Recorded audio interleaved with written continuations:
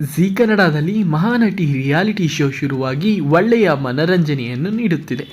ವಿಭಿನ್ನವಾದ ರೀತಿಯಲ್ಲಿ ಕಂಟೆಂಟ್ಗಳನ್ನು ನೀಡುತ್ತಿದೆ. ಮಹಾನಟಿ ನಿನ್ನೆ ಮೊನ್ನೆ ಶುರುವಾಗಿದೆ ಎನಿಸಿದರೂ 13 ವಾರಗಳನ್ನು ಪೂರೈಸಿದೆ. ಇಷ್ಟು ದಿನ ಜಡ್ಜಸ್ ನೀಡಿದ ಟಾಸ್ಕ್ಗಳನ್ನು ಪೂರೈಸುತ್ತಿದ್ದ ಸ್ಪರ್ಧಿಗಳು ಇಂದು ಅಂತಿಮ ಘಟ್ಟಕ್ಕೆ ಬಂದು ತಲುಪಿದ್ದಾರೆ. 9 ಜನ ಸ್ಪರ್ಧಿಗಳಲ್ಲೂ ಯಾವುದೇ ರೀತಿಯ ಆತಂಕದ ವಾತಾವರಣ ಕಾಣಿಸುತ್ತಲೇ ಇಲ್ಲ. ಅಲ್ಲಿರುವವರು ಯಾರ ಜೊತೆಗೂ ಸ್ಪರ್ಧೆಗೆ ಬಿದ್ದಿಲ್ಲ. ಬದಲಿಗೆ ತಮ್ಮಲ್ಲಿರುವ ಕಲೆಯನ್ನು ಪ್ರದರ್ಶನ ಮಾಡುತ್ತಿದ್ದಂತೆ ಮಾಡುವುದಕ್ಕೆ ಇದೊಂದು ವೇದಿಕೆ ಎಂದು ತೃಪ್ತಿಯಿಂದಲೇ ನೋಡುತ್ತಿದ್ದಾರೆ. ಇಂದು ಮತ್ತು ನಾಳೆ ಮಹಾನಟಿ ವೇದಿಕೆಯಲ್ಲಿ ಕ್ವಾರ್ಟರ್ ಫಿನಾಲೆ ನಡೆಯಲಿದೆ. 13 ವಾರಗಳ ಕಾಲ ರಂಜಿಸುತ್ತಿರುವ ಇವರು ಫೈನಲ್ ಹಂತಕ್ಕೆ ತಲುಪುವ ಸಮಯ ಬಂದೇ ಬಿಟ್ಟಿದೆ.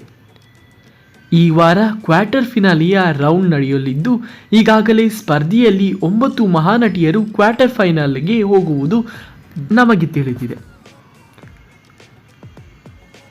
ಅಷ್ಟೇ ಅಲ್ಲದೆ 5 ಜನ ಮಾತ್ರ ಈಗ ಸೆಮಿಫಿನಾಲೆಯಿಂದ ಫಿನಾಲೆಗೆ ತಲುಪಲಿದ್ದಾರೆ.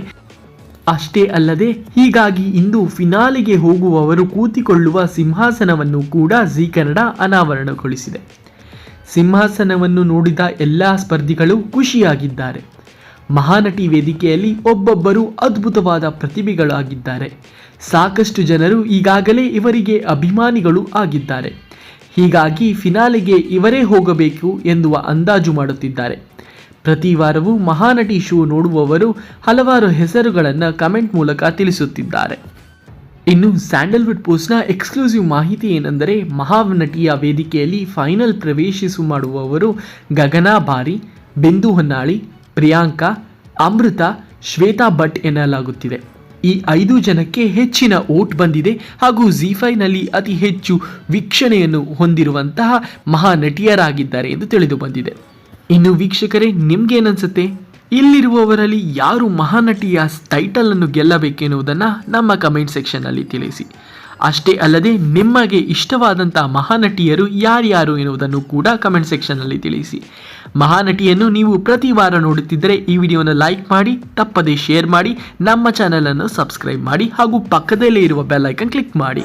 ಮರೆಯದಂತ ಪ್ರಣಯ ರಾಗ ಬಾಳಲ್ಲಿ ಹಾಡಿದಂತ ಸರಸಗಾತಿ ಹೆಗೆಳತಿ ನನ್ನೊಳತಿ, ಮನದ ಮೂಲೆ ಮೂಲೆಯಲ್ಲೂ ನಿಂದೇನೆ ಹೆಜ್ಜೆ ಗುರುತು ಹೇ ವಿಲಾಸಿ ನನ್ನರಸಿ ಕೊನೆಯ ಇರದ ಪ್ರೇಮ ರಾಶಿ ನನ್ನೆದೆಯ ಒಳಗೆ ಹಾಸಿದಂತ ಪ್ರೇಯಸಿ.